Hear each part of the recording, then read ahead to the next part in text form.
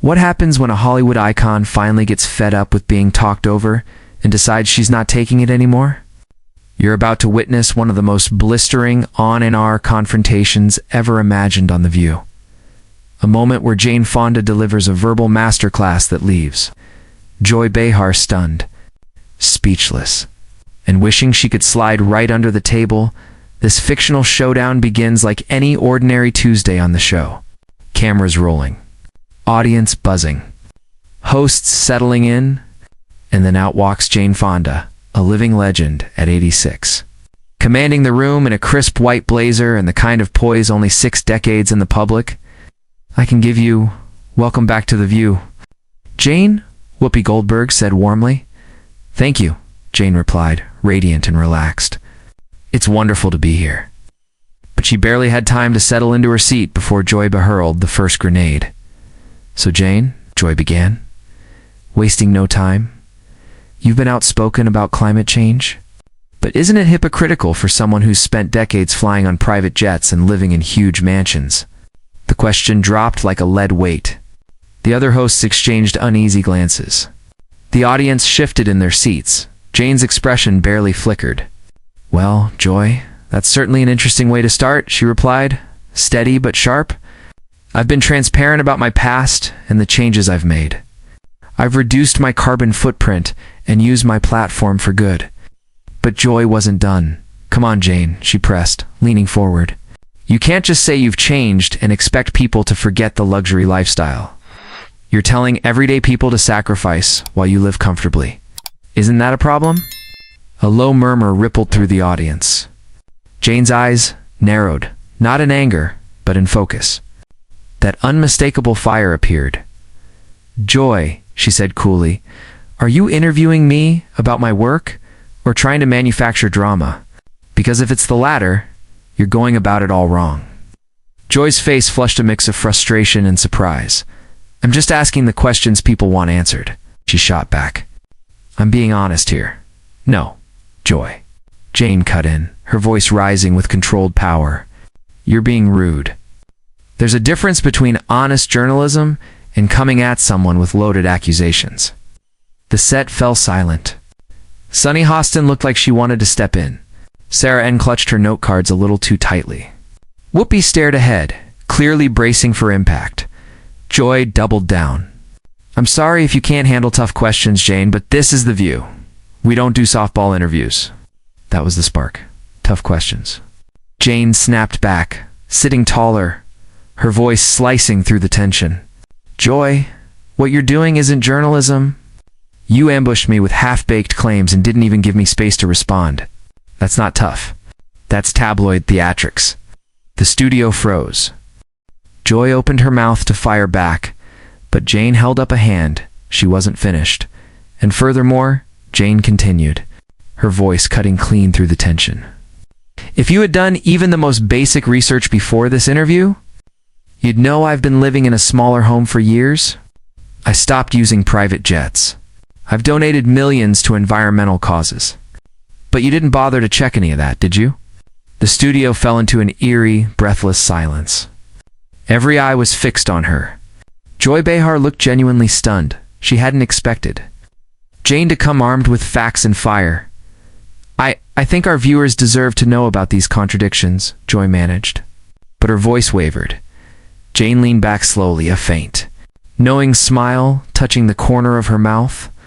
What our viewers deserve. Joy, she said, each word measured, is honest.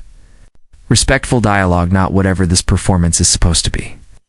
The word hit Joy like a slap. Color drained from her face.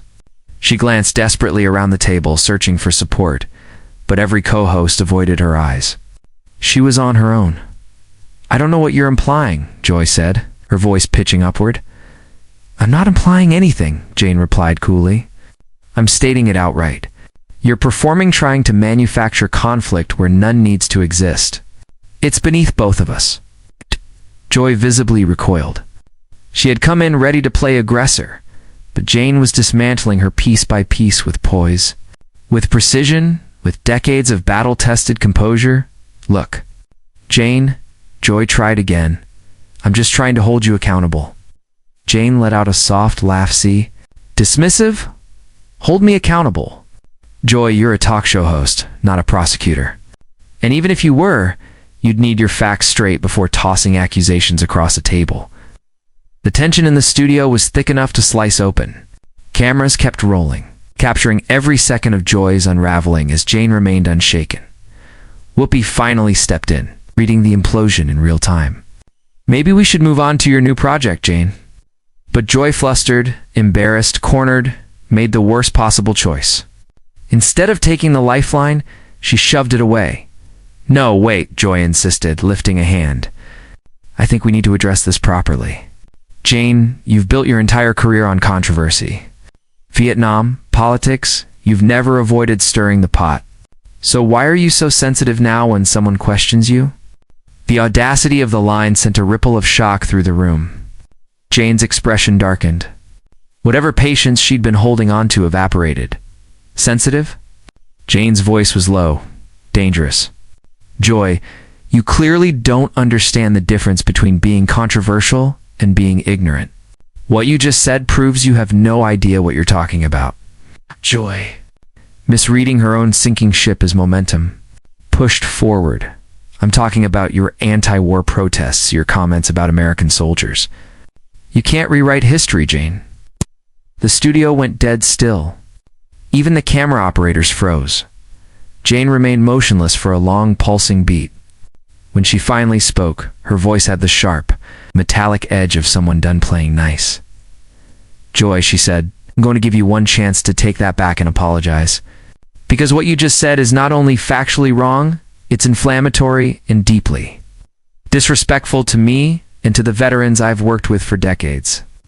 But Joy, in a blend of pride and pure panic, chose the nuclear option. I don't need to apologize for stating facts. Your actions during Vietnam are well documented. Jane stood, slowly, deliberately. The room shifted with her. She turned to Joy, eyes blazing with a kind of righteous calm that made the air feel electric. Facts? Jane said, her voice steady but razor-sharp. Here are the facts. Joy, I spent years visiting wounded veterans. I've worked with veteran organizations for half a century. I have apologized repeatedly for any pain my actions caused. I have dedicated enormous time, energy, and resources to supporting our troops. But you, she pointed lightly toward Joy, didn't bother to learn any of that before you opened your mouth. Joy's face was now ghost white. She knew she'd wandered far beyond her depth. Well, that may be true, Joy forced out. But the perception is still there. The perception, Jane repeated, her brows lifting. Jane's eyebrows shot up. Joy, you're not reporting on perception. You're manufacturing it. You're spreading misinformation and then hiding behind the excuse that it's what people think. Sarah Haynes finally found her voice, quietly panicked. Maybe we should take a commercial break. She tried again. But Jane lifted a hand, stopping her cold. No, I think we should finish this. Joy started it, so let's see it through. Joy froze like a deer caught in headlights. She had clearly expected Jane Fonda to be an easy targetan elderly actress who would wilt under pressure. Instead, she'd awakened a storm, and now that storm was dismantling her credibility one sentence at a time. In front of millions, Joy, Jane continued, her tone controlled but searing. You have a platform that reaches millions every day. With that platform comes responsibility. You can't just toss around accusations and half-truths because you think it makes good television. I wasn't throwing around accusations, Joy protested weakly. Yes, you were, Jane shot back instantly. From the moment I sat down, you've been making claims without evidence. Firing off loaded questions, and now you're trying to rewrite history you clearly don't understand? This isn't journalism, Joy. This is a hit job. The other hosts looked mortified. Sunny stared at her hands, unable to look up. Whoopi seemed to be calculating the cleanest way to end this train wreck. Sarah was motionless, like she still hadn't fully processed what was happening. Joy, sinking fast, made one final attempt to regain control. I think you're overreacting, Jane. This is just a normal interview. Jane let out a disbelieving laugh. Normal? She shook her head. Joy, in a normal interview, the host actually prepares. They research their guest. They ask thoughtful questions. They listen. They follow up. You've done none of that. I did prepare, Joy insisted, her voice cracking. No, you didn't, Jane replied firmly. If you had, you'd know I've spent the last decade making climate documentaries. That I've been arrested protesting environmental destruction. That I've invested millions in renewable energy. But instead of asking about any of that meaningful work, you opened with tabloid-level nonsense. Joy's mouth opened and closed helplessly, like she was searching for words that simply didn't exist. Everyone in the studio knew Jane was right. And another thing, Jane continued, her momentum unstoppable now. Your approach isn't just unprofessional, it's lazy. You had the chance to spark a fascinating discussion about activism. Hollywood's evolution, ageism in entertainment, trivial substance. Instead, you chose fake controversy because you think conflict is good TV. The audience was pin-drop silent. Some nodded in agreement. Others shifted in discomfort at the sheer magnitude of the takedown. Joy finally found her voice again, though it was barely a whisper. No, Joy, Jane said. Sitting back down while maintaining unbroken eye contact, you were trying to score cheap points at my expense. There's a huge difference. The weight of those words settled heavily over the room. Joy Behar looked smaller, somehow deflated, trapped, and utterly outmatched. She had come in ready to expose hypocrisy, and instead had exposed her own lack of preparation. And furthermore, Jane continued, clearly not finished, the way you've run this interview says more about you than about me. You've shown your audience that you're interested in drama, not dialogue. Sensation, not substance. Joy swallowed hard and tried just once more to defend herself. Jane tilted her head ever so slightly, a gesture that managed to be both elegant and devastatingly condescending. Joy, she began. Her voice smooth as glass. There's a difference between tough questions and rude behavior. Tough questions are researched, relevant, and asked with respect. What you've been doing is just being combative for the sake of being combative. The silence that followed was absolute. Even the air seemed to pause. Joy Behar sat frozen, her expression caught somewhere between shock and denial, clearly struggling to process the fact that she'd just been elegantly dismantled on her own show. But Jane Fonda wasn't finished. Not even close. She had survived hostile interviews, political firestorms, and some of the most demanding directors in the industry. Compared to all that, this was nothing, and she was about to prove it. You know what the real tragedy is here, Joy? Jane continued, her tone calm but lined with steel. You had the chance to have a meaningful conversation with someone who's lived through 7 decades of American history, someone who's watched the entertainment world rise and fall, someone who's been on the front lines of real social movements. She paused, letting the weight of her words sink in. Instead, you chose to waste everyone's time with whatever this performance was. Joy's face drained of color. She glanced around the table in desperation, but her co-hosts had all suddenly found the floor extraordinarily interesting. They weren't going to save her.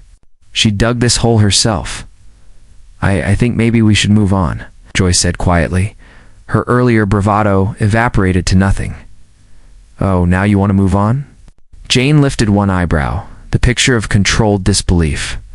After 10 minutes of accusations and misinformation, now you'd like to change the subject?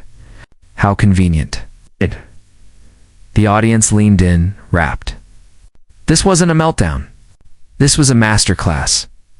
Tell me something, Joy, Jane continued, leaning forward just enough to make it intimate and lethal. When you prepared for this interview, what exactly did you hope to accomplish?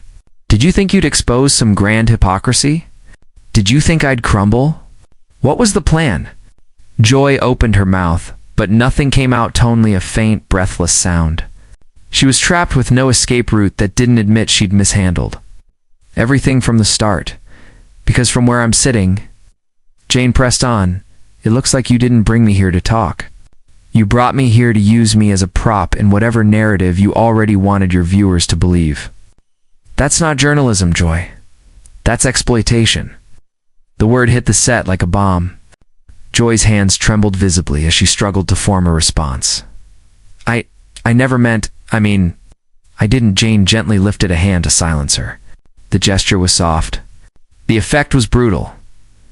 Joy, listen to me carefully, she said, our voice taking on a quiet, almost maternal authority that made every word sting twice as hard. I've been doing interviews for over 60 years. I've dealt with hostile reporters, angry prosecutors, protesters, and studio executives who would make you cry within 5 minutes. Oh, she paused, then delivered the blow. You are none of those things. You're just a talk show host who thought she could score points by being rude to an elderly guest. And that's not only unprofessional, it's sad. The audience gasped loudly. The word sad landed like a slap. Joy looked as if she'd been physically hit. She sat back, stunned and hollow. Whoopi finally stepped in, her voice gentle but firm. Jane, we really do appreciate you being here, she said. Maybe we should wrap this segment, but Jane raised one hand politely, stopping her mid-sentence. Actually, Whoopi, Jane said softly, raising a hand, I'd like to finish this thought, if I may. Joy started this conversation, and I think she deserves to hear my complete response. Joy looked like she wanted to shrink into her chair and disappear, but Jane wasn't going to let her escape that easily. Joy, she continued, turning her full attention on her, you said earlier that I've been controversial throughout my career, and you're absolutely right, but there's a crucial difference between being controversial because you're standing up for something and being controversial because you don't know how to conduct yourself professionally. She paused, letting the distinction land with surgical precision.